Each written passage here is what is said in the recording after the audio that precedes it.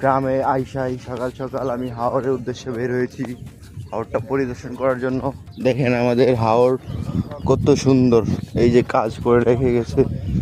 এইখানে ধান লাগাবে, আমি চারা রোপণ করবে, এখান থেকে ধান চাষ হবে। আর আমি যাচ্ছি আমার বন্ধুর ফার্মে সকাল সকাল। ও বলছে ওর ফার্মে নাকি হাঁস অনেকগুলো আছে, এগুলো থেকে ডিম উত্তোলন করে।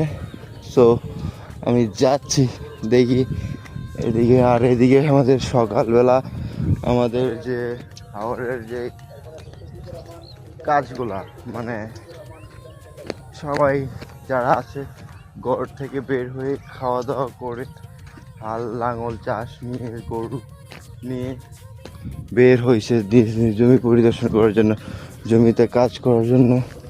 আর এদিকে দেখেন এই যে আমাদের নদী, এই নদীটাকে বলা হয় ধনু নদী। এই নদীর স্থল একদম বঙ্গোপসাগর হইতে কানেক্ট আছে, ঠিক আছে। আর এটাই হচ্ছে আমাদের হাওর, চারিদিকে বিস্তীর্ণ হাওর জলরাশি ছিল, এগুলো শুকিয়ে গিয়েছে। এখন শুধু শুকনো সিজন থাকবে 6 মাস।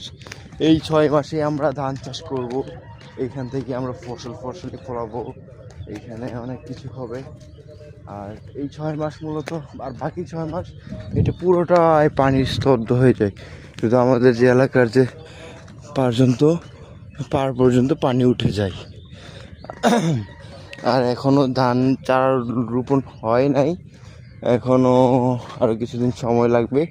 চারা রোপণ এখনও বড় হয় নাই, যার কারণে এখনও লাগানোর হয় নাই, স্কোপ হয় নাই। আর আমি যাচ্ছি আমাদের একটা বন্ধুর ফার্মে হাঁস আনতে, বলতে এই হাঁসের ডিম আনতে। বলছে তুই আয়, আমি তোর হাঁসের ডিম খাওয়াবো, দিব। সেই জন্য আমি যাচ্ছি বন্ধুর ফার্মের থেকে। ব্যবসায়িক মানুষ, দেখা যাক কী হয়।